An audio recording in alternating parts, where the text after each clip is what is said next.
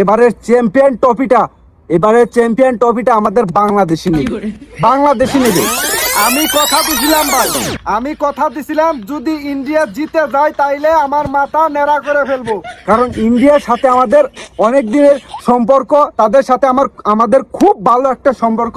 এই সম্পর্কটা আমরা টিকিয়ে রাখতে চাই, তাদেরকে হারিয়ে আমরা এবারের চ্যাম্পিয়ন ট্রফিটা জিততে চাই। ইন্ডিয়াকে করছে অপমান, জানে না তারা কিছু। আজকে কটার পিছনে বাজ পড়বো ছোট আমার পিছু।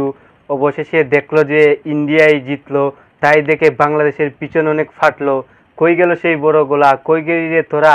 সাহস যদি তাকে তোদের ওপেন ক্যামেরা এসে দাঁড়া। আগে তাদের ছিল অনেক বড় গোলা, এখন কেন ছুটে পালাচ্ছিস বিড়ালের মতো তোরা? কোন শালা বাজি ধরে কেটে নিল বাল। অবশেষে দেখা গেল বাংলাদেশ আমার চ্যাটার বাল। বন্ধুগণ আয়া পড়ছি। তো hey guys, it's me Sandeep and welcome to my channel বৌদি বাজ। তো আজকে বেশ কয়েকদিন ধরে দেখছি যে সোশ্যাল মিডিয়ার মধ্যে টি-20 ওয়ার্ল্ড কাপ নিয়ে যে যার মতো করে ভিডিও বানিয়ে যাচ্ছে। তো আমি ভাবলাম আমি কেন বাদ যাবো, তো তাদেরকে নিয়ে আজকে খেলা শুরু হোক। আসো খেলবো, খেলা হবে। তো আগে থেকে ভিডিও টাইটেল আর থাম্বনেল দেখে বুঝে গেছো ভিডিওটা কি হতে চলেছে। হ্যাঁ, তো গুরুজনরা আর ছোট্ট ভাইরা কি ভিডিওটা স্কিপ করে দাও আর ফটাফট কানের পড়ে নাও, পড়ে নিছো। চলো শুরু করি।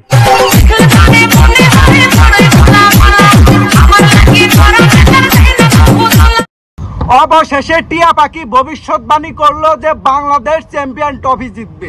ওই টিয়া পাখি ভুল ছিল রে। আচ্ছা মানলাম ধর যে টিয়া পাখি ভবিষ্যৎবাণী করে নিল।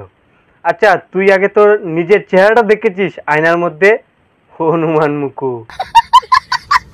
আহ কি শান্তি। বলছি তোরা বাংলাদেশিরা মাচা বাঁধা শুরু করিস না রে, আগে দেখে নে লাউ গাছটা মাচাতে উঠে কিনা।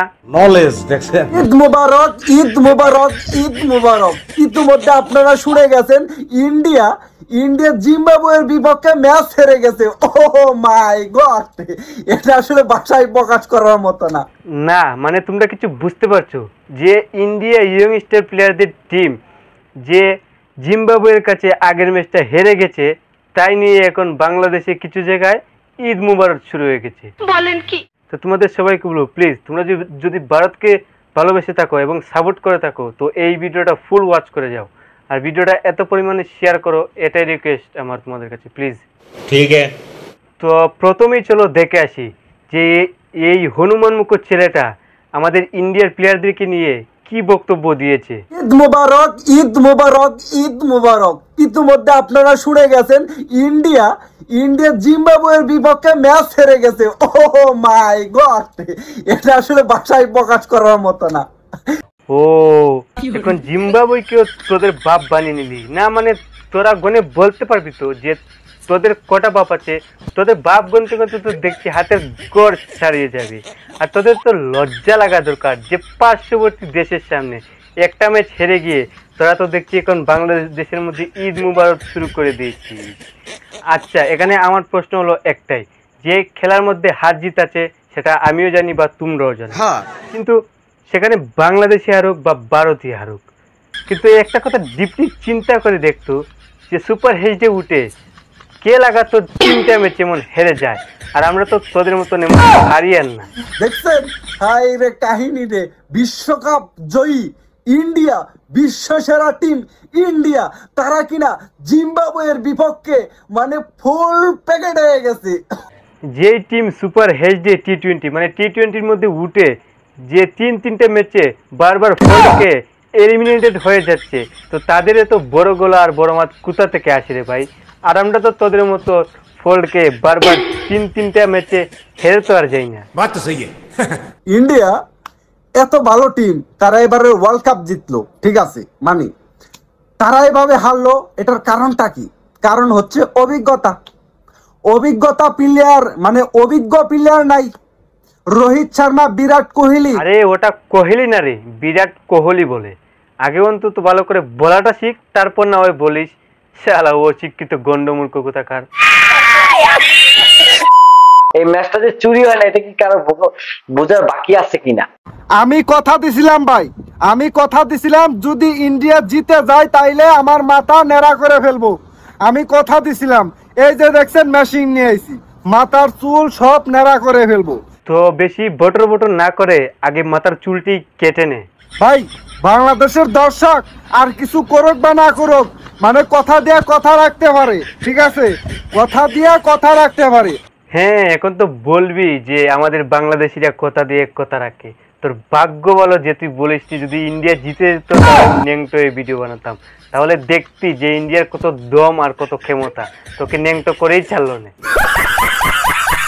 কথা দিয়ে কথা রাখুন, এই হচ্ছে বাংলাদেশের দর্শক, ঠিক আছে, কথা দিয়ে কথা রাখতে পারে। হ্যাঁ, ঠিকই বলেছিস, এই হয়েছে গিয়ে বাংলাদেশের দর্শক, যে নাকি নিজের দেশকে কোনোদিন সাপোর্ট করতে পারে না, সে আবার পার্শ্ববর্তী দেশের সামনে ভারতকে এসে সাপোর্ট করতে। যাই হোক, তাড়াতাড়ি চুলটা ফেলানো শুরু কর, আরো তো অনেকজনের হিসাব নিকাশ বাকি আছে নাকি? তো শুরু করলাম, দেখা যাক কি হয়। আসলে কি ভালাম, আসলে আপনারা কি চান যে আমি মাথার চুল ফালিয়ে দেই? আপনারা কি আসলেই চান? হ্যাঁ, অবশ্যই চাই, কারণ তুই কথা দিয়ে কথা রাখিস। তাই বেশি ফটো ফটো না করে আগে চুলটা কাটতে শুরু কর।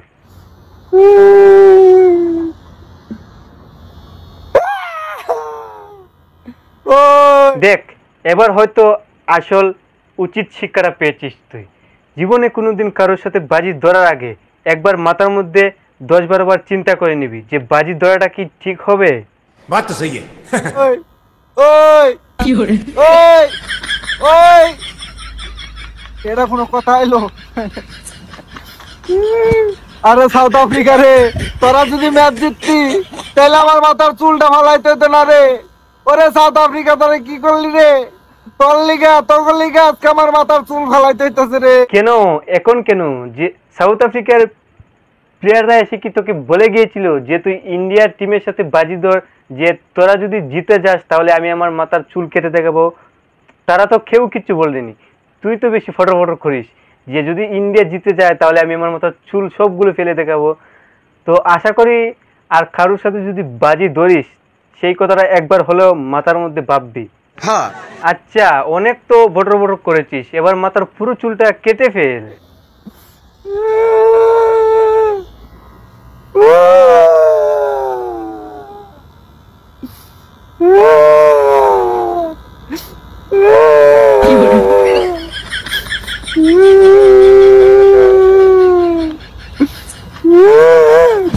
দেখছেন নি শুধুমাত্র সাউথ আফ্রিকার কারণে আমার চুল গেল রে। ওরে ভাই, এটা কোনো কাহিনী হইলো রে? মাথার চুল সব গেছে রে, কোনো চুল নাই রে, সব নাশ রে, খাইয়া লাগছে রে, কিতা করলাম রে। চি চি চি চি চি চি চি, তো তোদের মতো কিছু মানুষটা আছে, তাদের তো একটু লজ্জা লাগা দরকার, যে নাকি টি-20 ওয়ার্ল্ড কাপ জীবনে কোনোদিন গোলের মধ্যে ঢুকাতে পারেনি, সে আবার এসে ইন্ডিয়ার সাথে বাজি ধরে। কি মানা যায়? তো যাই হোক, এবার না হয় এর কথা বাদই দিয়ে দিলাম, যে নাকি চুল কাটার কথা বলে পুরো চুলটাই কেটে নিল। তো এবার বাংলাদেশের একজন মহাপুরুষ কি বলছে একটু ভালো করে শুনো। ইন্ডিয়ার দাদারা খুব খুশি। আসলে ইন্ডিয়াতে কিভাবে কাপটা পাইছে এটা আমরা সবাই বুঝতে পারি। কিভাবে কাপটা পেয়েছি একটু বলতো? না না, তুই যখন জানোস তাহলে একটু বল না, আমরা তো জানি না। পুরো একটা মাস ডমিনেট করতে করতে তারা শেষ পর্যন্ত ফাইনালে এসে পৌঁছে সেই কাপটা পেয়েছে। আর কিছু বলবি তুই? একটু মাথা যদি গিলু থাকে এমনি সবাই বুঝতে পারে।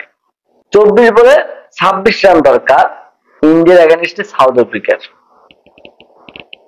সাউথ আফ্রিকার মতো দলের মাত্র 24 বলে 26 রান দরকার, হাতে আছে প্রায় 6টি উইকেট। সেই দল তারা 9-10 রানে হারে। সেই দলের 12 বলে 22 রান লাগে, 10 বলে 20 রান লাগে। এইটা কি কারো বোঝার বাকি আছে যে এই ম্যাচটা চুরি হয় নাই? এই ম্যাচটা যে চুরি হয় না এটা কি কারো বোঝার বাকি আছে কিনা? না না, তুই আগে আমাকে এটা বল যে পুরো খেলাটা তুই ওয়াচ করেছিস তো, না জীবনে কোনোদিন ক্রিকেট দেখিসনি? যদি না দেখে থাকিস তাহলে আর কিছুদিন পর থেকেই ক্রিকেট খেলা শুরু হবে, ভালো করে দেখে নিস। আর এখানে তোর বক্তব্যটা হলো গিয়ে কি, যে 24 বলে 26 রান দরকার, যে এর মাধ্যমে ইন্ডিয়া কি করে জিতলো, যে তুই এখানে বলে বুঝাতে চাইছিস যে ইন্ডিয়া চিটিং করে জিতলো, তাই তো? হ্যাঁ।